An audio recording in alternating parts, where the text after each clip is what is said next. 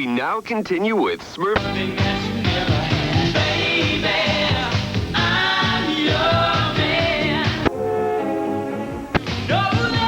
All funky colors. Shapes that swing. It's impossible. This is the Eclectic Discussion Podcast.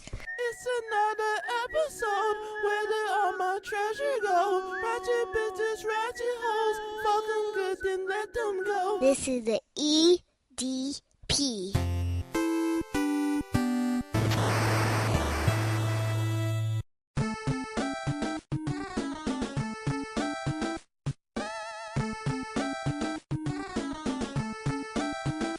I sip the Don P, watching Gandhi till I'm charged. Writing in my book of rhymes, all the words past the margin. The whole of mic throbbing, mechanical movement, understandable smooth shit that murderers move with. The thief's theme, play me at night, they won't act right. A fiend of hip hop has got me stuck like a crack. Thank you for downloading, streaming, and listening to the EDP. I'm Eclectic.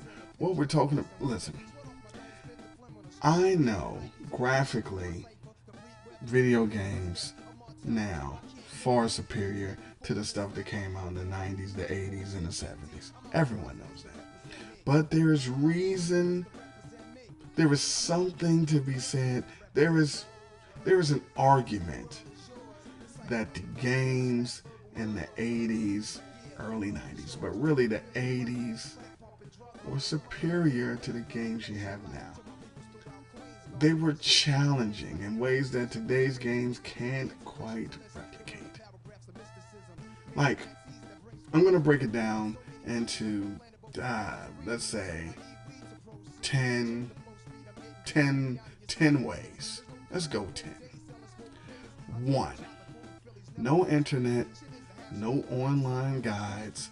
You had to figure it out on your own. Back in the day, there's no Google, no YouTube tutorials, no walkthroughs. If you were stuck, you either had to figure it out or hope a friend knew the answer and did it. Sometimes, even when we had the gaming magazines, they would give you a hint or a partial something. But for the most part, it was a process of trial and error. That's all these games were. And you discover a secret or a hidden item, you were like, yo, you would call people and tell them about it. Like Legend of Zelda, groundbreaking. Secret passages, hidden items, open world that you just explore. And without a guide, finding stuff like the hidden rooms and the dungeons, that was an accomplishment. It wasn't, just flip book, there it is, or let me watch somebody do it. No. Metroid, giant map, all kind of power-ups. You had to explore every inch of the game. No guides. Kid Icarus, confusing layout. You were just lost, no hints. You're just like, damn, I don't know what I'm doing. But then when you did something, you felt good about it. Like the games would actually make you feel good instead of, yeah, I beat that. Like, it was a game called Dragon Warrior. No guidance. You just had to figure out where to go and which items were essential to the journey. Like, you would get a whole bunch of shit and then get ready to fight somebody, and none of that shit that you had was helpful. It went down. I gotta go back and get the hamburger or some shit, because what you decided it was no good. 2, like I said before, trial and error, no instructions. So it's different that it was no guide and no internet and no reference. The instructions that they gave you were crap. Like the games, when you open up the package and read how to play the game, it was vague. Some games didn't explain the mechanics at all. You just, I'm just gonna press buttons and figure it out. And the games was like puzzles, like Metroid again. You was just into this world, no guidance. You had to find some upgrades and understand the layout, and the only way to do that was to go through the whole shit. And when you reached a new area, you were like, wow, I did something. Castlevania, you would just be there. I remember getting that game like, I didn't even know what the boss was. It was just, I'm just fighting people and getting fucking beat up. There was a game called Adventure Island on NES. it didn't teach you how to jump. Like, it gave you the jump button, but you had to jump a certain way to get through the thing. It didn't tell you how to do the time jumps. And worse, if you played it on the 10th, Ninja Gaiden. Oh my God, the learning curve for that instruction manual was for shit. You just had to go through, get beat, die. Go through, all right, I won't do that. Then die. Go through, all right, I won't do those two things. And die. You just had to figure it out. And then all of those jumps and when to jump and the birds and the... Ridiculous. Number 3. The glitches and the hard to beat levels. See, a lot of the games, they had bugs and really difficult levels that made them, it wasn't even fair. And the developers didn't have, like, it wasn't no patches for a cartridge. It wasn't no, hey, yo, download this. We fucked that up, or we didn't test that. So you just had to accept that, all right, this part is broken, and I got to figure out how to beat this shit. And so, you know, if you beat them, you was just a shit like Battletoads. Like, hard as fuck. That speeder bike level, you had to have near perfect timing and remember everything. It was so hard that people just was like, nah. And then the people who did it, they would not stop talking about it. And then you had to believe them. But they would tell you some other shit that happened, like, damn, you really did it. Or if you were there, you would be the biggest shit, like, yeah, I saw it. He beat it. That fucking Simpsons game with the space mutants, all the bugs. And the levels was weird, and it had glitches. Blaster Master, it had, you had to do these levels and then go back to other levels to go forward. It was, and then it had glitches where you get trapped and you just turn the game off because you were trapped and it was done.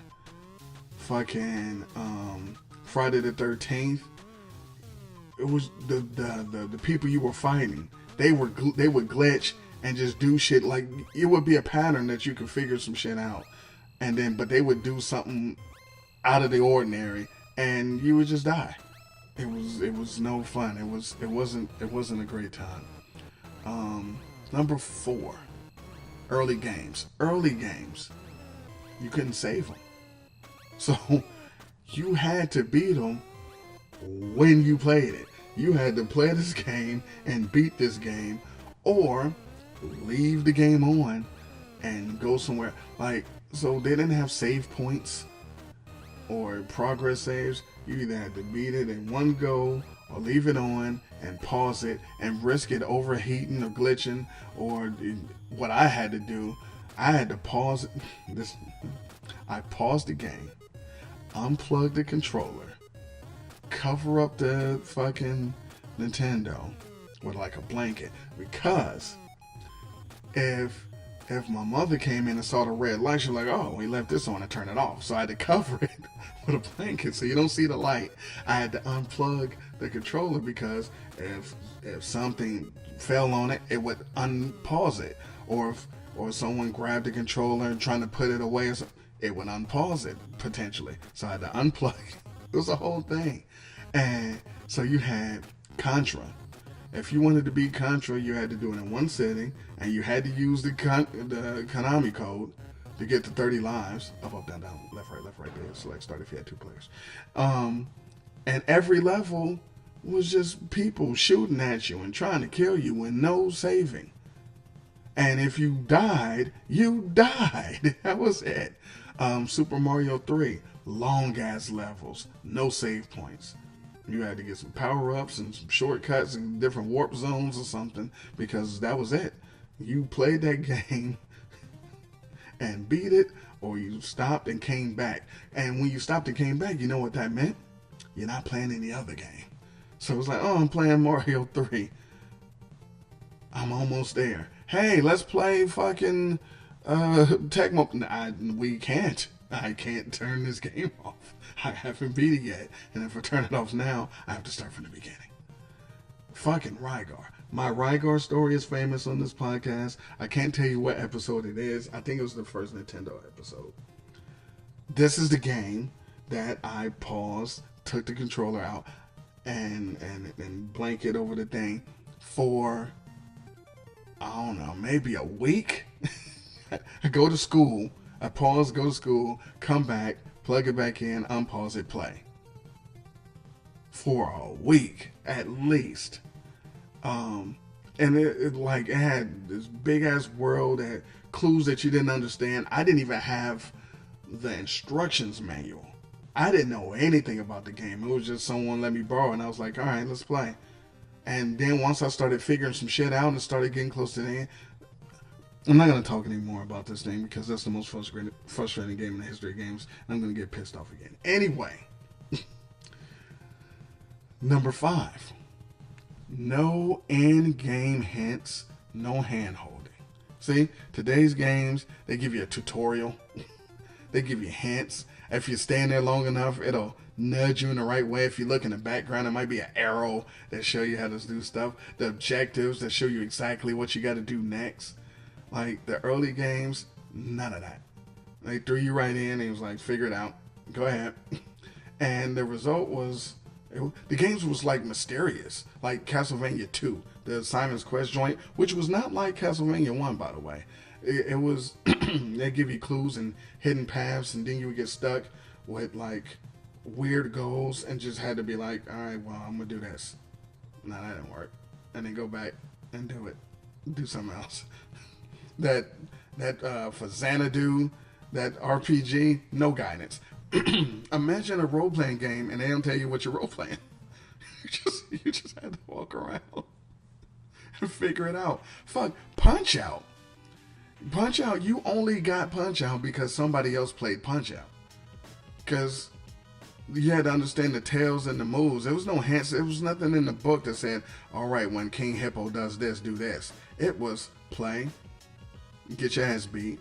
Wait a minute, he's always doing that. Let me try this. That's all it was. Look out for this. All right, what's that mean? Bloom, you dead. You're not getting up. Lil Mac is fucking eating the ground. Fucking Zelda 2, The Adventure of Link, and I might be the only person that you've ever heard that likes that game. I really enjoy that game. But it gave you no hints. Like when you drink the shit and turn into the fairy, it took us forever to figure out, oh, so that's how you can get around the little red soldier guys that you can't kill so you can fly above them. It was just, we would sit there and just play and die, play and die, play and die. And then say, before you just get super pissed off, you just say, well, I'm going to try this. This is stupid. Let me try. Oh.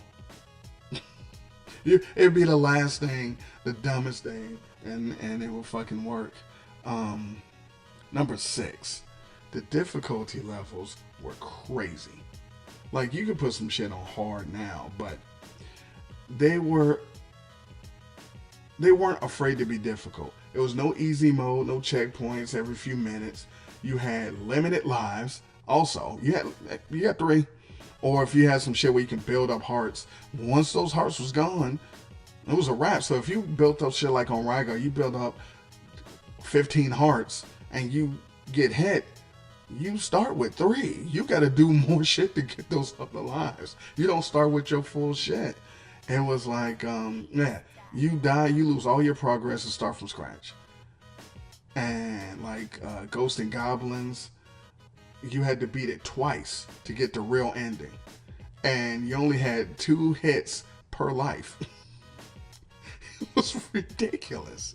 And then the other one where you would it was something you had 1 hit per life and you die. The Silver Surfer on Nintendo, if you made any mistake, game over.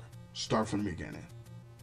And Mega Man, of course, you had to learn the boss weaknesses and then memorize the platforming fucking sections, and 1 mistake, boom, dead. Lost progress. You're done. It's fucking ridiculous. 7.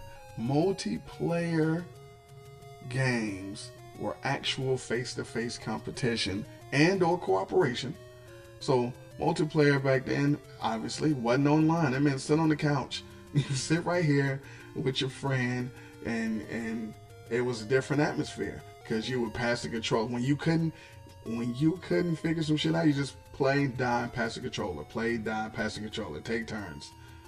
Or when you're playing each other, you are playing each other. You reading the person, you reading what's going on in the game, and then you nudge them, you push them, try to get them off the game. Like Double Dragon. Double Dragon was co-op. Double Dragon 2, let's say. It was co-op.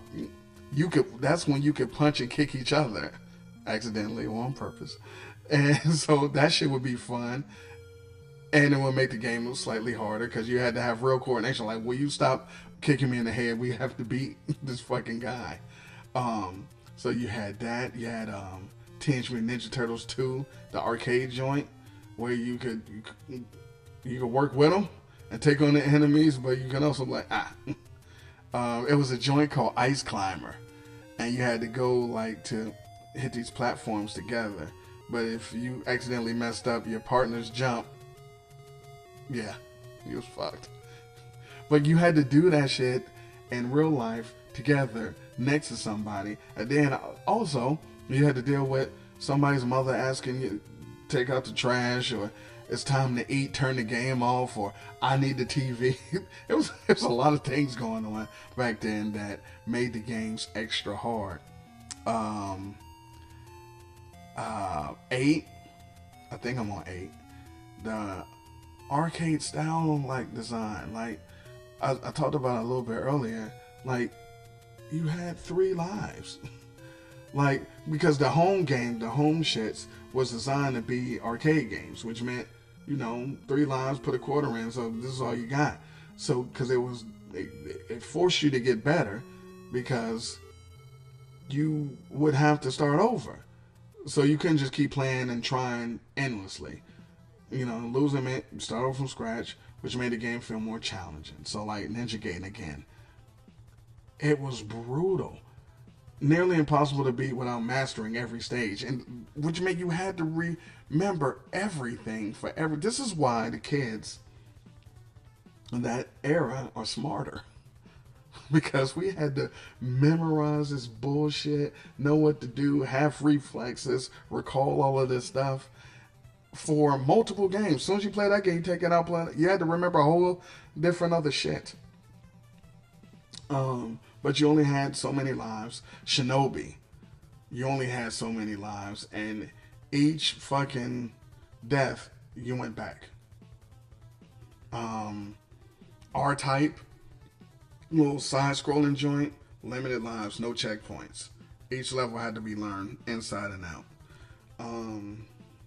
9, when you exploited a glitch, that was skill. Like, without the ability, like I said, you couldn't patch a game. They couldn't say, hey, plug this in the back of your Genesis. Like, you had to use the glitches to your advantage. So if you found a glitch, it was like a secret weapon. And it became a part of, the challenge and reward. Like Super Mario Brothers. The warp zones, the hidden one-ups, and then like the minus world glitch. You can find shortcuts and extra lives. When you see, it's different when, and it's hard to explain this. It's different when someone tells you, oh yeah, no, take the little elevator thing and go over there. Yeah, so you see that? That's one thing. It's something totally different than you just playing around and say, I'm going to do this. Wait a minute, what the fuck is this? When you discover the shit on your own for the first time, when you're just playing around and like, well, I'm just going to hit all these blocks. And then the fucking mushroom come out, you're like, because that was the whole thing with Mario. I was like, I'm going to try to go down this pipe. No, I can't. All right, I'm going to try to go down this pipe. Oh, incredible shit. Donkey Kong. Like when you found a way to exploit the barrel patterns or use the kill screen glitch to get the high score. The fucking Zelda, when you, the screen, when it was scrolling, you could bypass the obstacles when you go and then you come back and then the shit would be gone. But you only did that because you messed up once and then you went back and like, oh, the shit ain't there. Bet. It was fucking great times. And lastly, skill-based gameplay. So there's not a lot of random shit. So, like the retro games relied on skill, not luck. Meaning, players had to learn patterns and practice timing and change the approach of how to do certain shit. Like the regular games now, you got randomized events or loot. The retro games rewarded consistent effort. Like, it's not like, well, you sat here long enough and you fucked up. Bloom, here's a bazooka. But go blast your way through that. The old games was like, nah, figure it out. Or turn it off. We don't care. You already bought it. We're good. Like Galaga. The shooter, reflexes. And he knew the patterns of the guys coming out. And every enemy, the move was consistent. So you had the match. All right, they're going to come down right here. So I move over here, shoot this, go back over there. Contra. The enemies always spawned in like predictable places. Predictable. You knew where they were. So, or you knew where they were going to be. So the skill was to remember and knowing, all right, they're going to be right there. Clack, clack, clack. Shoot them. And if you had the S gun, of course. I mean, come on. Then, and Punch Out like before. Every boxer had a pattern. You had to remember it. It wasn't random. It wasn't like just mash the buttons and you lucked up that one time. If you don't do this, this, this, and this in this order, you're fucked. Like the early video games, they was patience, experimentation, a lot of resilience, a lot of patience. And since you couldn't go look up answers or save your game, the sense of accomplishment was incredibly real. Like beating the game wasn't something that just happened easily. It was a result of long hours, days, weeks, dedicated effort. It was a testament to your skill, let's say. It was a testament to your creativity. Qualities that, was missing in today's gaming and the more accessible guided experiences. I mean, it's so bad that people are paying to watch other people play video games. Like, yeah, let me watch them play. No, we want to play and win and figure the shit out. Like, so those examples, early games, it tests your patience and your skill, and no safety nets, no conveniences, and they turned us into the people we are today. Anyway, you could totally disagree and say, who cares? Fucking Halo is killing Contra, and it is, but one is way easier than the other. Anyway, in the meantime, in between time, I appreciate you guys listening. Peace. Man plant seeds that brings forth multiple breeds. So many cultures on one planet, but one culture's free. Son, I need weed to proceed. Change the flow speed. I'm getting back. Giuliani is 666. There's no days for broke days. Selling smoke pays. I took the chocolate food. Phillies never rope sprayed. Shit is a hassle. The bridge is like a haunted castle. The mic's my religion. The system is the devil's lasso. And yo, the trike life is most influential. No colors on men's skins and pens is coincidental. How you living larger broker? You wasting time exposing papers from smokers. Catching court papers getting broke up. The world is mine. The son of Nate, Tony Montana, getting mine. The whole world is mine. I never fronted, I'm forever plenty.